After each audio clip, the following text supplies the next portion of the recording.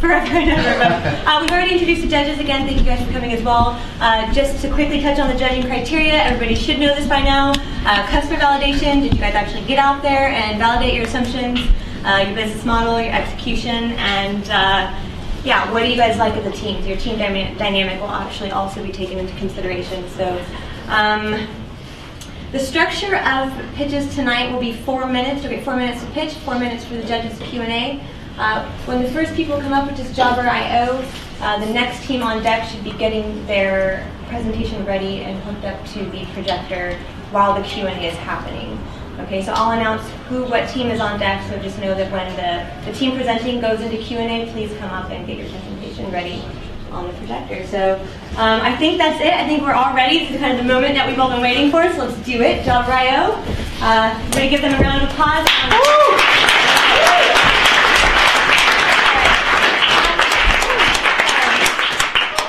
On deck is eMotion. Thank you. That was me.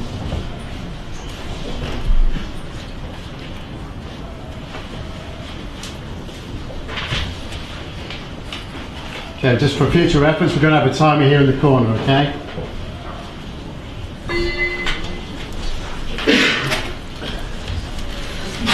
Okay? Go. Hi, my name's Sam, and this is Alistair. We're part of Team Jobber.io. We're pitching a new way to find a job, a smart way to find a job, using data. The problem at the moment is, according to government statistics, there's 2.5 million people unemployed in the UK. But according to statistics on labour demand and job density, there's enough jobs for everyone who has one and everyone who wants one. So we found that the problem is location. Say hello to Peter. Peter is a chef. He's from down south. He wants a job as a chef in Manchester, but he has no idea of what his chances are of getting a job as a chef in Manchester. He comes to our live working site, Jobber.io. He types in chef, he types in Manchester.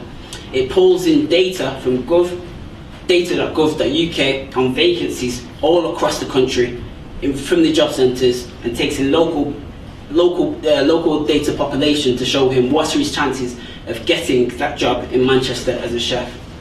We've had some great validation over the weekend from the people of Manchester. 94% of the people that we questioned, total complete strangers, 15 out of 16, told us that if they were to use our live working site and find out that there were job opportunities elsewhere, they would seriously relocate to get those job opportunities. Therefore, we have the problem through Jobber.io. We've also had some great feedback from people in the industry. Today, we've actually received 5 working jobs from Ego Solutions to go on our website. They're actually 3 warehouse jobs, 1 resourcer job, and 1 teacher training job. And we're looking to partner with recruitment agencies like this so that we can display jobs next to job results for which people are looking for. We've also got a meeting with the Hiring Hub, which are a big online marketplace for recruitment agencies, over 600 recruitment agencies. And we're going to sit down and talk business with them and hopefully do big things in this industry and help solve the problems. This is the new way for the Facebook generation of finding a job. So existing job websites are really, really bad, and they're effectively stuck in the 1990s. You search for a job, it gives you a list of jobs there, and it's really, really bad. There's no value add, it's not data driven. So we looked at the what we can get from this, and there's a lot of money in job adverts. So it's typically around £50 per job posting. So in our first year, we only need 1,000 job adverts to generate a 600k a year revenue business. And there's other ways to monetize, so we kind of are going after a 3-step approach. The first is to aggregate existing job sites to get the jobs onto our thing, attract the traffic. We'll also be taking job adverts directly, and we can provide analytics to people who post the jobs. So once we've captured the users, we can then start moving people directly onto our site. And then we want to modernize as well. You don't have to necessarily charge just £50 per job advert. You can do things like pay-per-click as well. There's a lot of future potential. Heat maps are a big thing on our site, and it's live. We built it this weekend. You can go and actually try it out on your mobile phone. The heat maps show the job density and what have you, and we can enhance the data with more data sources to show things like house prices, the cost of living, local schools, things like that. We can also enhance the jobber score, which shows your likelihood of getting a job as well. We can also provide things like historical graphs, so things like that. We also want to partnership with other organisations such as career advice bureaus and work very closely with the government agencies. I bet a lot of the existing websites don't do stuff like this, and we can mobilise people and get them into work. Yeah, I also want to mention as well, we've got a great team of 3 developers, a tech guy from Moldova, a young entrepreneur over there, a guy who's had his own business, a project management guy, and also me. Thank you. Well done.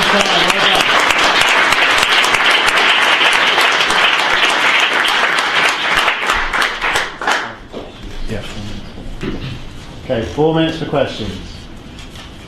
Who'd like to go first? Can I ask about your £50 revenue assumption? If you're getting jobs from other places, presumably they're collecting £50 from their customer. How much of that is going to come to you? Well, nothing to begin with, but it's sort of a 3-step process. Step 1, we get the users. Step 2, we start taking job adverts directly because we can provide a lot more value add to the people who are posting the jobs through our analytics and the data mining. We want to have things like mathematicians on the team and provide real sort of value add. I bet the other companies aren't doing any of that. Could you just explain a little bit more, in a bit more detail about the product itself, and so the interface and how it's different? Well, the existing job websites, literally, you just put in a search for a job ad and it gives you a list. There's no map, there's no heat maps of where the jobs are around the country, there's no analytics. I don't know if you're familiar with Due Dill, but they kind of took Companies House data and revolutionised that, and we want to do that for jobs, basically. If I also add to that, I think the thing which is special about this, it actually takes data from job centres around the country in regards to vacancies for specific occupations and gives their user an insight into his chances of getting a job in a specific part of the country. Any thoughts on what industries you guys would tackle first and where you would try to attract traffic from initially? Well, we found out through our questionnaires, questioning the people in Manchester, that a lot of the young graduates especially are interested in moving around the country for the sake of a job. So we're looking at graduate jobs, we think that's a key area to focus on. They'll also get the site a lot more. It's new, it's Facebooky, it's kind of Web 2.0. The existing sites, they're Web 1.0. So do people type in what job they want and you suggest where the jobs are, or like the way you showed it, they would have to pick Manchester specifically? No, they can type in any part of the UK and we'll show them vacancies taken from the job centres and also use local population data to kind of give them an idea of what are your chances of getting a job in this part of the country. But there will be a map, so if you choose Manchester, it'll still show you the heat maps around the country, so you might see on the heat map, oh, there's a lot of jobs up in Scotland, and then search for jobs in Scotland. Did you guys take a look at competition from newer startups? So one in particular that comes to mind for me is Adzuna, which are kind of doing a similar thing. When we were Googling, we didn't find them, so... I was actually showing Adzuna as well, okay. And I think I was told by another entrepreneur that I think our advantage is basically our score, in terms of that we can show a user straight away through a score what are your chances. I think that's something which is not currently being done at the moment. So how do you calculate that? Well, basically, there's the way that we've worked over the weekend is using the vacancies available from data.gov.uk and also local population data. But we could also add in other things in the future. Yeah, so once we've aggregated all the existing job site, job vacancies, when people start using the site and start applying, we'll know what the competition is for likely jobs, and we can use that to influence the score. Cool. Maybe I missed this, and sorry if I did. What have you guys achieved on the build side of things? We have a working prototype, so you can actually go to search for a job. It doesn't have a huge number of jobs yet, because we haven't done any of the aggregation stuff we want to do, but it does show job postings, and it does generate a score, and it is generating that score from real data that we've imported from data.gov.uk. It's also got the recruitment jobs that we received today from Ego Solutions, so we've got 3 warehouse jobs, 1 resource job and 1 teacher training job. So if anyone's looking, let us know. Okay, that's great, guys. Thank you. So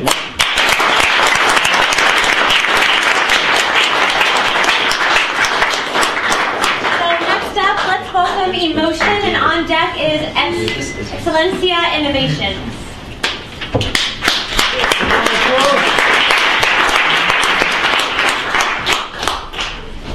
Okay, ready?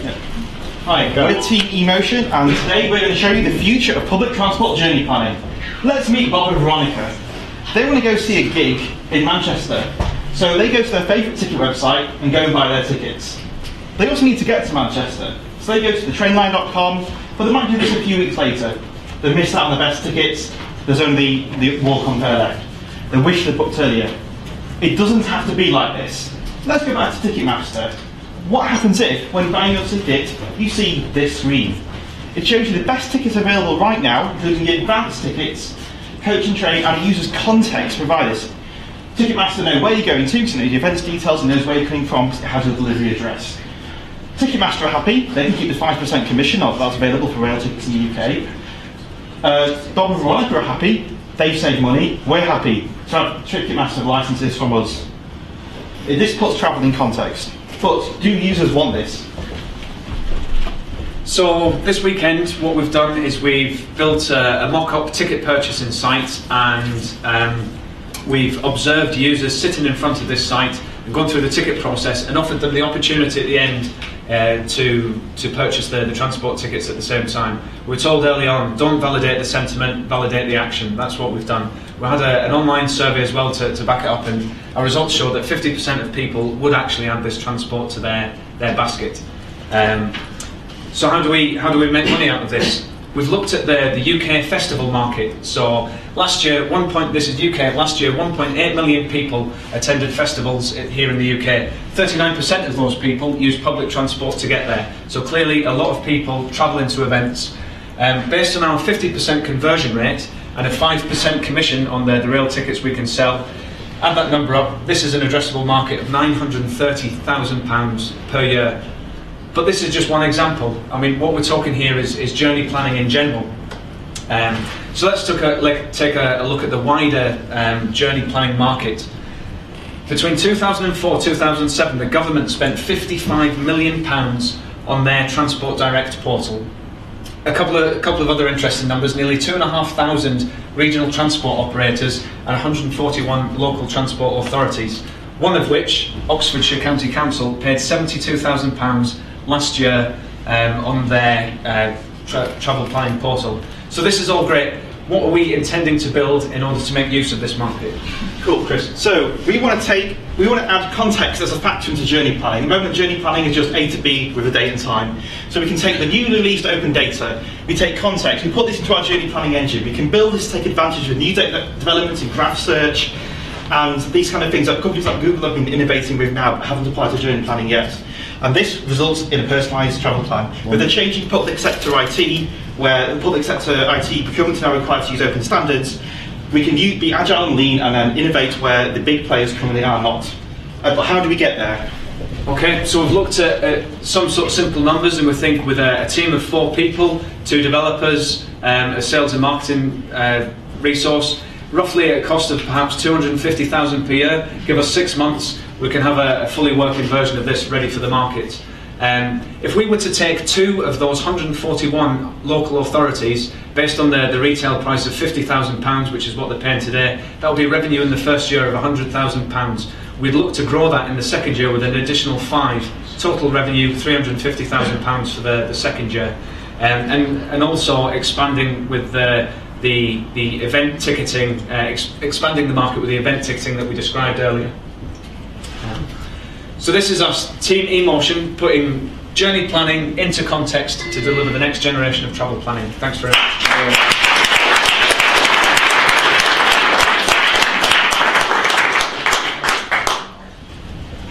Judges. Okay, so yeah, I can see how I can see the value in that kind of slotting into ticket sales websites. I can see that, but sort of more widely when you're talking about kind of journey planning and local authorities, that kind of thing. Isn't that kind of tied up? Do you have enough of a difference to compete with people who are out there already? Yeah. So let me take an example very close to home. Metrolink here in Manchester. You look at anyone that's experienced Metrolink's iPhone app, it's appalling. All it is basically a static page with the time information. It doesn't have any of the modern tweaks like location-based services, live data. So yes, there's that money, there is that market, that money's clearly being spent on existing solutions, but those existing solutions are very, very poor. And it wouldn't take much to deliver a much more modern, much more up-to-date experience. And you're exactly right. Until this now, these markets have been tied up with big proprietary public sector IT consultants that charge lots of money, overpriced consultants. But with the EU open data movement, this is actually opening up. So data that before was only available to these public sector companies, now available to smaller companies like what we've been to start to innovate in this market. Another quick example, if I may. Wembley Stadium, you go to their travel planning website, and it offers this from seat to sofa service. And it says, what's your postcode? Great, it wants to know where you're coming from. What does it do next? It tells you the very next train to get to Wembley. You've just lost all sense of, well, what are you going there for? What's the event? I mean, that's the state of the art, and clearly there's room for improvement. Can I ask about your customer validation? 50% said yes. 50% of how many? 50% did yes. Of 25. Of 25. And how many of those were online, and how many were real people that you spoke to? That was about half and half split. We put half of them to the demo, and we got half through the online survey, which I think is Okay, thanks. Is there an opportunity to do some sort of, similar to the last guys, an aggregation service of the ticket services, and then add in your kind of travels thing on the end to kind of differentiate from those guys? We thought so. We just wanted to focus on one thing for this weekend. We didn't want to go too wide. So we got this thing for, we call this actually the journey planning, so we kind of expanded that a bit. But 50% of event tickets sold in the UK are for business conferences. So clearly there's a big international market that has there. So you sell a ticket for an international conference, of course you would want a travel tie-in to incorporate air travel and possibly hotels, even restaurants in the future. This weekend, due to the limited time, we're focused in on the UK rail and coach travel, but clearly there's room for expansion here as well. Your current business model is really heavily dependent on that 5% commission. How did you guys decide on 5%? Any thoughts around that? 5% is actually what the National Rail Service is available. So they offer that already? Yeah, you buy the tickets from, travel agents buy the tickets from ATOC, who's the company that manages the rail companies in the UK, and it's 5%. That scales up to 9% if you're handling millions and millions of transactions, but it's 5% at the starting point. And that's just very standard across the board published rate of commission. Okay, cool. How far have you got in terms of developing a prototype? We've not done any prototyping this weekend, like I've done before. I've been hacking around transport data for a long time. So we do believe it's feasible, but most the focus this weekend really has been on validating that there is a market that users would click on the buttons and proving that. Focus on the business case rather than the hard problem of graph search, which is a lot to do in the weekend. Any more questions? And your team composition?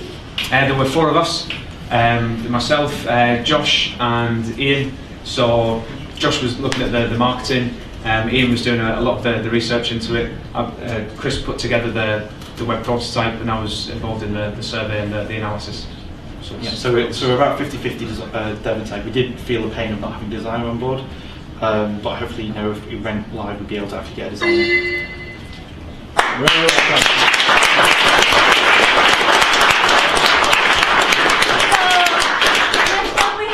Licencia, I got the name wrong the first time, sorry guys, and on deck is Social Time Bomb.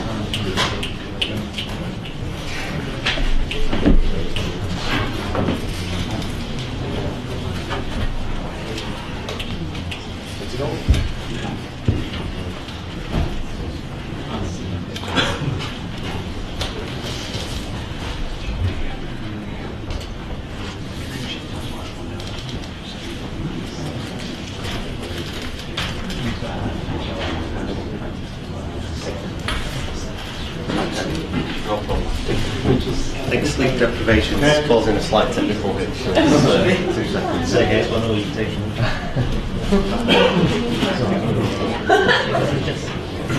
Welcome to that.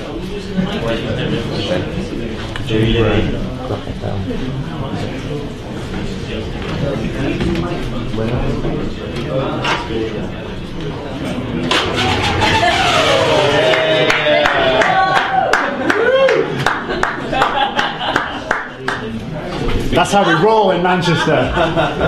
Big difference. So we can hear you. Yeah, we've got some guests who do that. Yeah. Sorry, because of being American.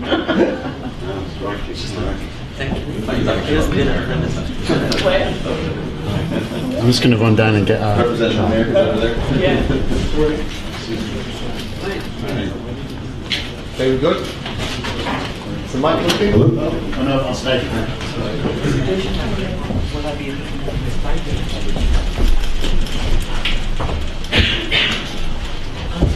Okay, ready to go? Yeah. Okay. Hi, I'm John, and this is Subod, and we're here to introduce Licencia, which is an enterprise software license optimization tool. So we're here today this evening to solve a $250 billion problem. That enormous amount of money is what enterprises globally spent on software, according to Gartner, in 2010. The problem is that we believe that 10%, conservatively, of this spend is unnecessary, it's wastage, and that is actually based on research. How this happens is software licensing models are extremely complex, and it's getting even more complex, in fact. And the companies just don't have the data they actually need to make the right decisions. So they do things about it currently. They typically they would hire an external consulting firm and periodically run audits. However, there are a couple of problems with this. The main one is that the information they actually base their recommendations on is inaccurate. Also, audits are infrequent, so they're constantly out of date. And what typically happens is often, if a problem is discovered, the enterprise doesn't actually have enough time to fix a problem before the licenses renew. So what's the solution? Licencia, obviously. It delivers real, accurate information which is based on actual usage, technical data. It's real time, it's continuous rather than sort of simple snapshots in time. No other solution, as far as we can tell, is doing this at the moment. And basically, if you don't do this as an enterprise, you are never going to have an accurate picture, and you're always going to be wasting money. So basically, we're looking to put control back in the hands of the customer to help them effectively plan and manage their software investment. We've spent the weekend focusing on validation. To do this, we've taken a cross-section of the industry. We've gone to senior figures in all the different areas, the buyers, the sellers, and the systems integrators. And the feedback's been unanimously positive, extremely positive. These are some of the things that they've been saying. And the icing on the cake really is we've actually arranged a meeting for next week with a top 5 financial institution. To go and talk to them.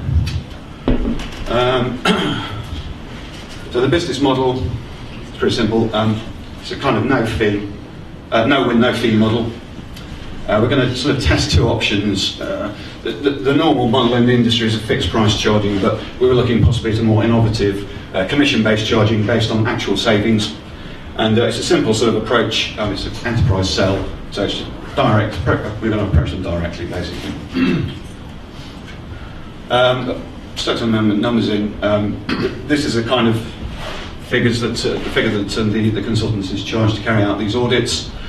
So, with very minimal resource, we think we could be, very conservatively hitting that kind of figure at the end of the first year. 1 minute. And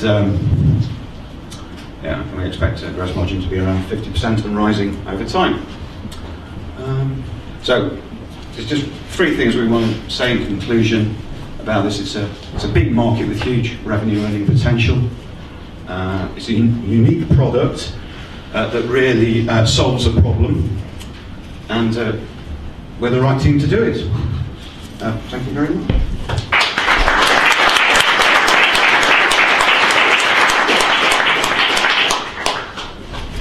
Hello. Yes, this is good. Okay, so really good. Really puts across a good case for the business. From a technology point of view, how did it work?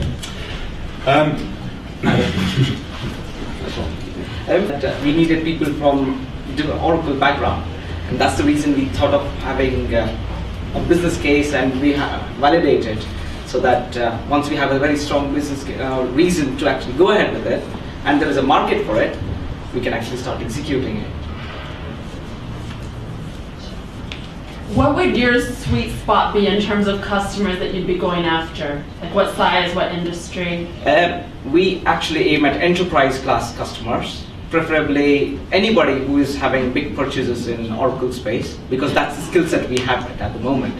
So anybody with big purchases, like say financial institutions or telecom companies, pharmaceuticals, healthcare, they are the people. Anybody, any big spender, because that is where we have an opportunity to save.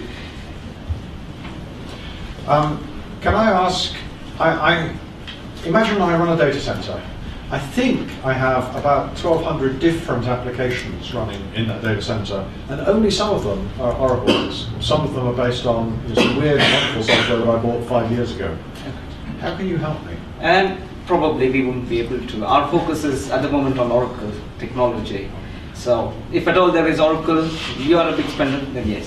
But it can be applied to other enterprise software products, and we are planning sort of in year 2, 3 to extend it to say SAP, it's a slightly more complex model, but IBM to anything really, Symantec, all of these are possible targets.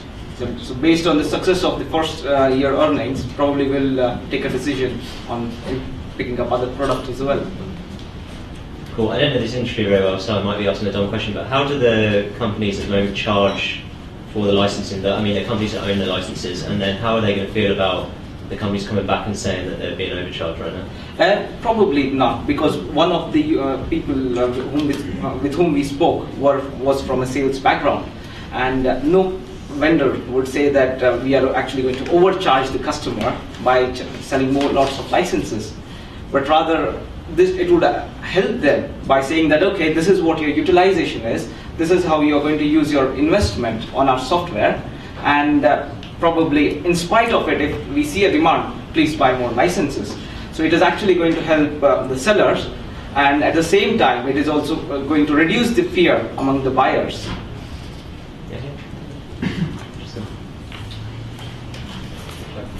Just wondering, what position within companies would you be targeting your sales efforts at?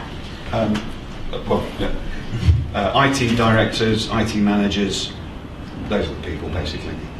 Okay, and is your meeting next week with Barclays? And if not, what did Barclays have to say about it? I don't think, can't comment. We definitely can't comment, but then we are meeting with pretty senior management people, and they are the decision makers on the purchases. So yeah, we're meeting their we are meeting their subject matter experts to actually validate the tool and in fact the idea and actually start developing it. And also potentially, we're going to pitch a proof of concept. Would it not be difficult for the IT director to confess to the company how much money they've been wasting on licenses? No, it's a known problem. In fact, one of the guys we spoke to had been at the Gartner Symposium in Barcelona like last week, and it was the topic of conversation. Cool. Thank you. Well done.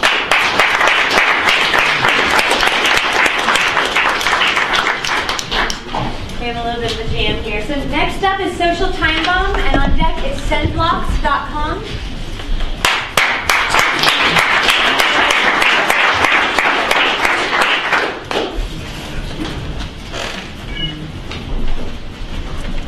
Okay. Yeah. Go. Hi, my name is Imtiaz, and I'm here to talk about the Social Time Bomb. Our journey begins with the story of a beer. This beer. So I'm a PhD student.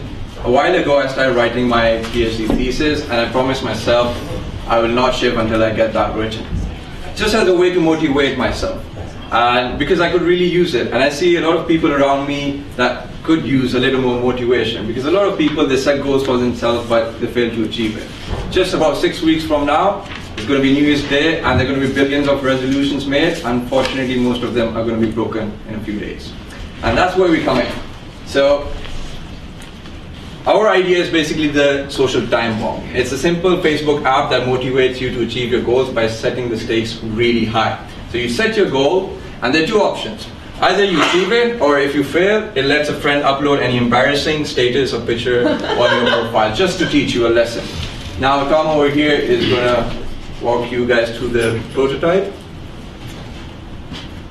There you go. Thank you. So basically this is our landing page. It's supposed to explain what the entire thing is about. It explains that, you know, you set your goal, then you get a buddy who will verify your progress. And then you either get it done, in which case something cool will appear on your Facebook, you know, I've done it, I'm cool. Or the embarrassing picture gets posted on your wall. And this is the interface to actually do this. So you can either select a pre-selected goal, or you can type in your own. And then you can select your deadline, by which time you want to get it done. And then you pick a friend who has to verify whether you've actually done it or not. You're going to pick MTS here. And then you set the stakes, which is supposed to be an embarrassing picture that you don't want to have on your Facebook profile.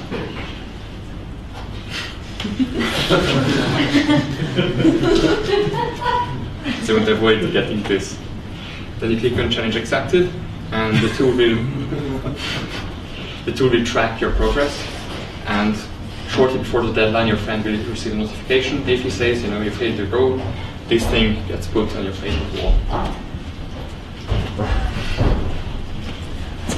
Thank you. So this is the basic idea.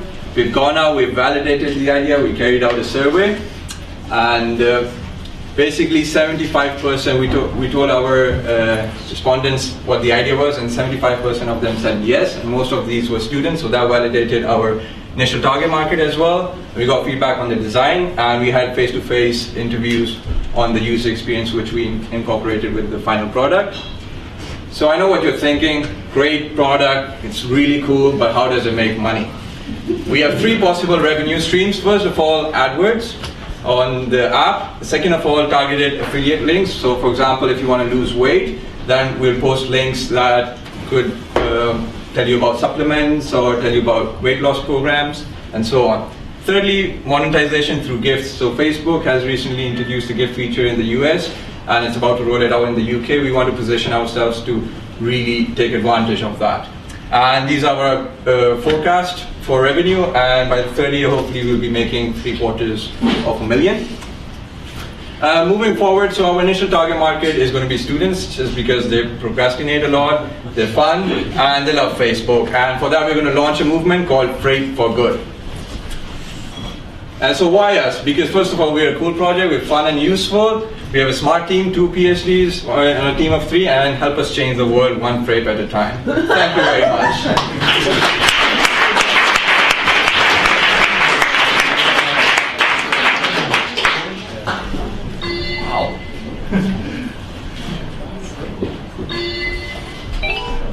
Okay, so fun presentation there.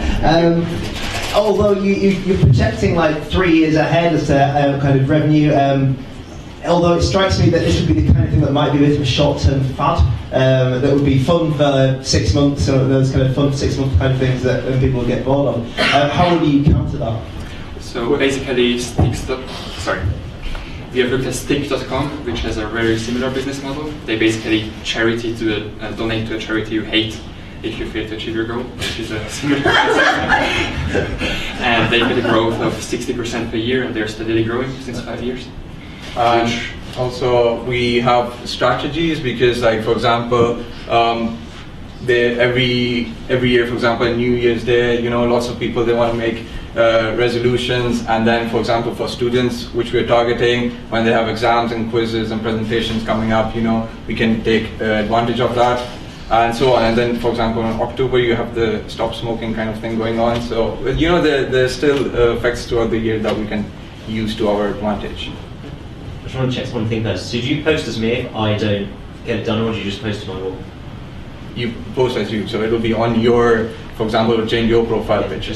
I think Facebook won't let you do that. Anyway, what's the risk of people kind of ruining the system by, you make your goal, but then I think it would be funny to post your picture anyway, and I do that, and then it kind of detriments the whole system. Well, you're right, because you can never trust friends nowadays, can you? We've thought of that. What we're planning to do is, it's not in the MVP, but in the final product, we will have more than one buddy, so you can assign like 3 buddies, and based on a majority vote, that will either post that embarrassing picture or not. So hopefully not all of your friends will hate you. Can I ask my boilerplate question? 75% say yes. 75% of how many people? How did you? 40. Of 14. And how did you reach those? Face to face or? It was online and also face to face. Okay. It's 40. 40. 40. Okay, thanks. All right, can you tell us about your team as well?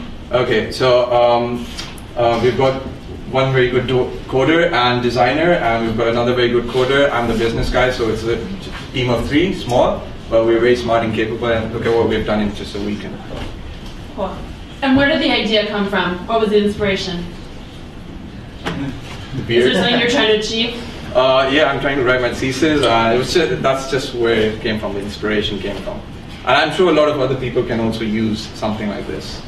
Maybe even some in the audience.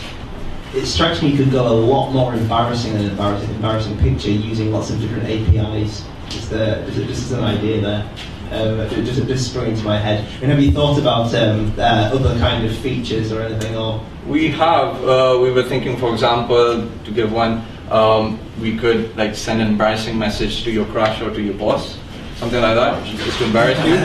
But if you have any other evil ideas, then feel free to automatically playing Justin Bieber on Spotify and it being shared to your that's already happened to me. Personally, I think that's a bit too extreme.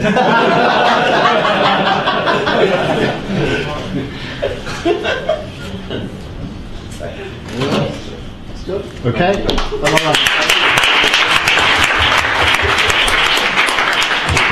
Next up we have Sandbox.com, and on deck is Rociel.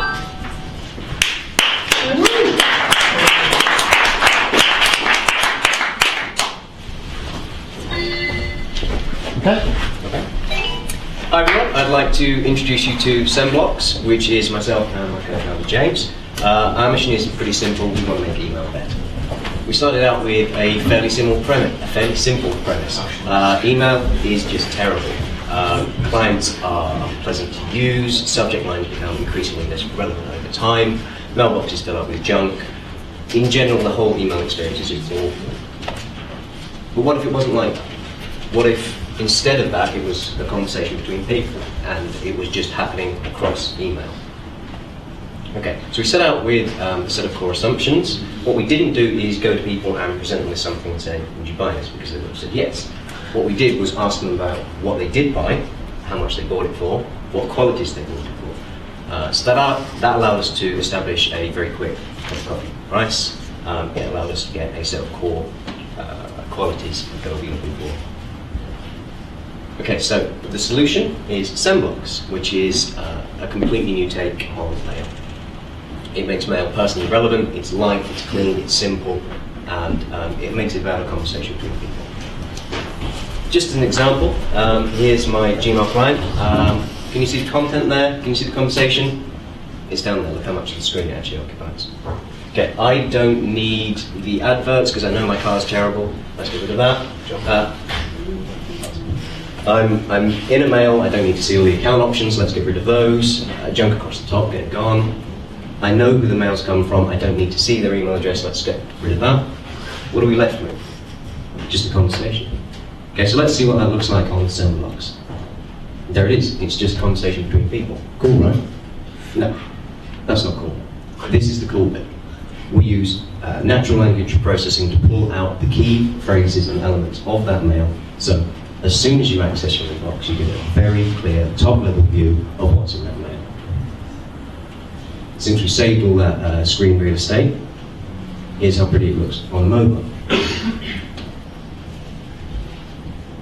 Okay, so the current version that we've assembled is basically just a proof of concept. It's a web client-based version. We believe we can sell it on as a service. A quick word about competitors. Boomerang are doing delayed sending. Gmail are building priority inbox, which is something we actually like to build on rather than being in competition with. Sparrow, of course, was acquired. Inbox Zero just changed the functions that you run on your inbox. No one's doing this natural language processing for mail, so we actually have a unique selling point and we think an unfair selling point. Okay, quick word about the market. Value of Sparrow Mail sales on day one, $120,000, $200,000. Acquired in July, and people are still downloading it, despite the fact there will never be any more development on it. Our pricing, from speaking to people on the street and online, $199 a month on an ongoing rolling charge.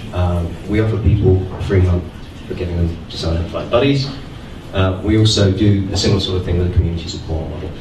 Reward people for helping out in free time. Here's our growth strategy. Essentially, we use our beta period as a customer acquisition period as well, giving them the free time. If we start off with 25 users, in a month's time, if they've all got 5 new users, 150. Obviously, this is best of all possible world. 30 seconds. After 6 months, we have 38,000 users with more than 1 month banked, but we have 155,000 users with only 1 month banked.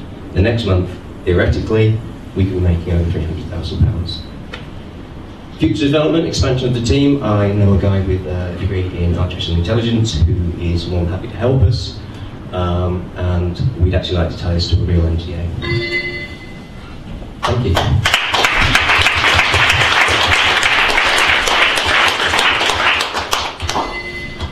When can I download it? How far along is it in terms of product development? It was just me and James, so it's really not that far. At the moment, we've got the UI.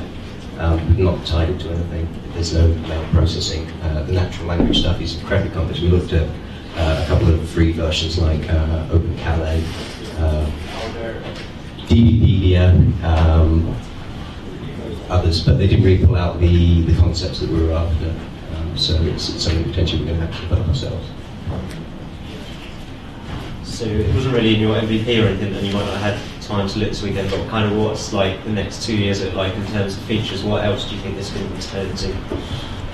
Long term, we actually had lots of ideas around how we could develop it, including moving it into an enterprise-based client, because I mean that really doesn't look suitable for enterprise, but we can do clever things with putting tags in headers in the same way as spam storing is done now, so that you can actually theoretically tie it to, say, a SharePoint group or a collection of files.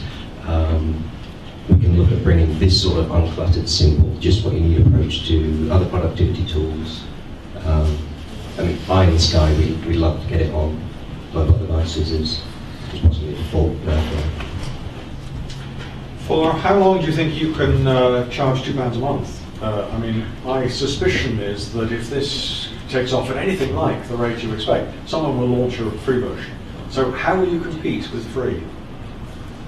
It's a good question. I think, with unlimited resources and unlimited time, someone's bound to bring out something that's free and can compete.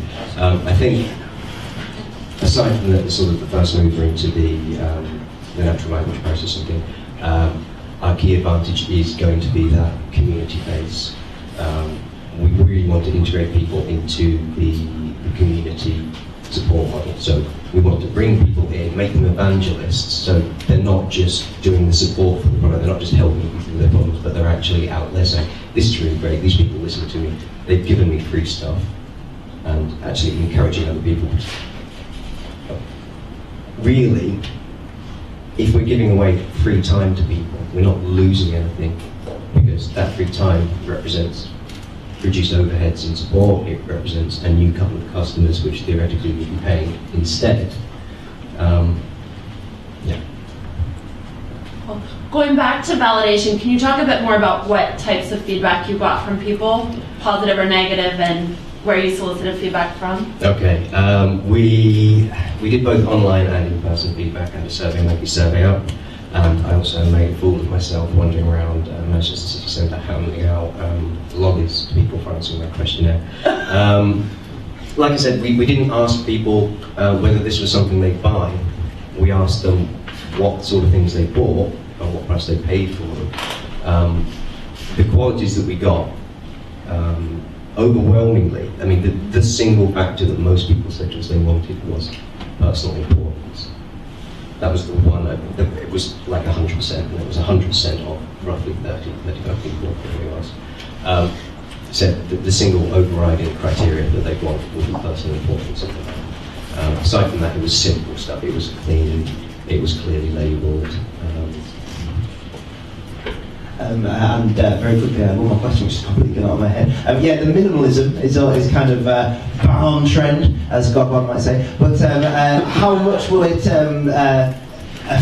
detrimentally affect the user experience? Because it doesn't do much in the way of typical email controls and the email controls are there. They're not necessarily immediately in your face. You can expand from the main screen. And also, if it's the mobile version, then that's the point at which you really need something quick, instant, and you need that sort of concentrated view. So theoretically, you're going to need less control that way. Right.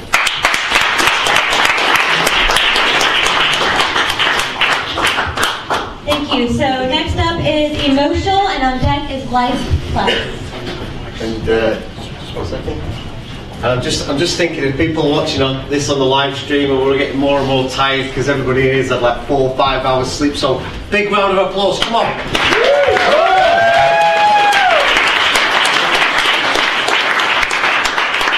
Actually, can we just get a hands in the air moment? It's like Golden Towers. On the wild ride of entrepreneurship! Awesome. Can you hear me in the back, by the way? Yes, okay. Okay. Hi, we're Emotional, and we want to improve your relationships. Now, you might know how sometimes it's difficult to remember through the little things in life which mean a lot to the significant other that you have. And so here's the problem, is remembering to make romantic gestures to your partner in innovative ways at the right time. So, Emotional improves relationships through improved giving, enabling you to make thoughtful decisions. We aimed it at men initially and generated a customer problem analysis diagram which is zoomed in from the business model canvas, and then surveyed 200 plus people, deliberately mostly strangers. 84% would consider using Emotional. By interviewing on the street, we pivoted a little bit. Emotional is actually for men and women and couples, and not just men. Women are really keen to use it to supplement existing giving tendencies that women tend to have. We built an MVP to support this feedback, and then had a 20% activation rate from our sign-up page. So what is Emotional? Well, it's a web app, and it uses data that you enter to build a picture of you, your partner, and your relationship. It learns by social integration and feedback every time that you use the site, and it also runs as a premium model as well. So what it does is it then at intervals prompts you to give via suggestion from a carefully curated list of really cool gifts, experiences, and also suggests zero-cost gestures as well. It strongly encourages you within that process to ask your partner to join up too, so it's a two-way process. Now, in terms of monetization, I'm going to hand you over to you, Gary. Okay, thanks. So we didn't really want to just pull out the traditional hockey stick graph. We thought we'd have a bit of thought behind it. So we started off with where we're going to grow. So we wanted to grow by the value within the model. So we used Data Close pirate metrics. Started off and we got some metrics on improving the value of the product, therefore improving the activation, retention, revenue, referral. By improving the referrals, the cumulative effect, and as time goes on, that will mean there'll be much better retention of customers and growth later on down the line. So there's the hockey stick. We didn't make a hockey stick on purpose. So based on those figures, if we're getting the right people in the front end, then we're improving the experience they have, then we're going to bring them more users into the model. Okay. So then we thought, okay, let's try and estimate some monetization of that, and this is to prove the point that we've done it properly. We've estimated 450k visits. This is Q4 year 1. Of those, we also have created 8,000 referral visits based on the improved value of the product to the user. Those are the value metrics you've seen. That gives us 48,000 active users. 34,500 of those will be generating revenue. Add those to the ones we've had from previous months. That's 60,000 total revenue generating users. We've started off. We're going to be running something called Tech Basin Beers every Friday night. We want you and your friends to come down, relax. You're going to get some beers sponsored, and nobody's allowed to sell to you. So have a good chat about that, and let's all have a drink. Go.